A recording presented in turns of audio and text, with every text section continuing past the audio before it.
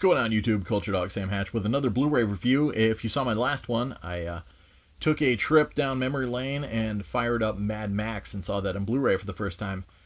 Likewise, I had never seen this film in high def. I'd picked up the DVD, I think it was a snapper case way back in the day, and delighted in that because that was the first time since seeing it in its theatrical exhibition in the early 80s that I had seen it in widescreen. And this was a film I mentioned in my Fury Road review that was kind of like a household favorite amongst my family. You may know some kids that'll watch like The Little Mermaid over and over and over again, but me, it was Road Warrior. And not really a big fan of the cover art here. It's kind of like just, like weird processed image there, and the font's pretty lame. Really not much going on. I'd rather see a different version of the artwork. But who cares, really? It's about how the film looks on the inside. And also interesting that it's called The Road Warrior here, because this is the first time I have ever even seen the original overseas version of the film, aka Mad Max 2. So the titles of the film don't even have The Road Warrior in them, and it's got the little bits of extra gore that were cut out of the U.S. print. So this was kind of a revelation for me. I've only ever seen the U.S. print, and I've seen it a billion times. So this was really, really cool. The film itself still holds up after all these years. People are complaining now about how Mad Max Fury Road isn't a Mad Max movie because it's more about a Imperator Furiosa, and none of the Mad Max movies except for the first one have been Mad Max movies. I mean, he's a character, he is more of an observer than he is an active part of whatever's going on, and he will join up with people and fight their fight, but he's out for survival. And he just kind of like flits through these other characters' lives. So film is not his story. I mean, his story's already been told, and now he's just this shell of a man wandering these wastelands, trying to find gas, feed his dog, and survive.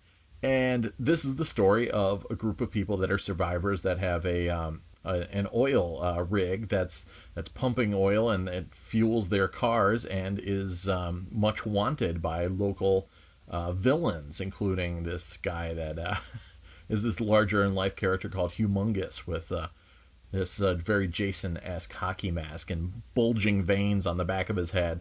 And yeah, his larger-than-life crew of vehicular villains decide to set upon this oil refinery that's sitting out in the middle of the desert. And then Max reluctantly gets involved with the lives of these people after he views from afar what's going on. And Bruce Spence is great as the gyro pilot in this film, who meets up with Max early on in the film, and they spend a lot of time just sitting on a mountainside eating Dinky-Di dog food and staring off in the distance and watching what's going on. In that case, Max is like U.S. in World War II, like just kind of reluctantly eyeing a situation and not eager to join in for the good fight. So eventually, yes, he does get involved with these characters, and there's the feral kid in here was pretty interesting, and it all kind of leads up to the culminating chase scene, which the end of this film is just one big amazing chase scene with a really cool twist in the plot as well. And it's the film that kind of set the bar for the post-apocalyptic wasteland film. Though I did read somewhere recently, someone just said, like, if you live in Australia, this film just looks like winter. It doesn't look like a post-apocalyptic wasteland at all. It looks like, a mild winter in Australia. And that's kind of also exacerbated by the loving detail that's seen in the Blu-ray version. It looks so good that you can actually see that it's not really a post-apocalyptic wasteland. There's actually a lot of green involved in some scenes, but hey, this thing looks amazing. And I was really impressed at the quality of the visuals here. Just stunning. It's not a very colorful film, but there's a lot of blues, etc., that just really pop. Tons of detail, and there are a lot of nighttime scenes that they talk about on the commentary. There's a great commentary with director George Miller and Dean Semler, the cinematographer. Also an older introduction by Leonard Maltin. I'm sure the Mystery Science Theater 3000 guys are happy about that. But in the commentary, they mention some of the scenes, the nighttime scenes were shot, just on the edge of visibility, and they even remark on that watching the film as they're doing the commentary. So there are some scenes, especially when Max is leaving the oil refinery and is kind of going through the enemy camp, and yeah, you can just barely see what's going on. But much better on the Blu-ray than on the DVD and on the Laserdisc, I'm assuming, which I had never picked up, but This thing is a joy to behold in widescreen. It's got a great beginning, much like Tombstone, if you've ever seen that, where it's got like a standard 4:3 ratio image centered, and then after it tells the story of the apocalypse and everything like that, it just blasts into full frame with this killer shot of Max's car and the blower in your face and a POV shot tearing down the road. So, I mean, it's one of those things that just gives you goosebumps almost immediately.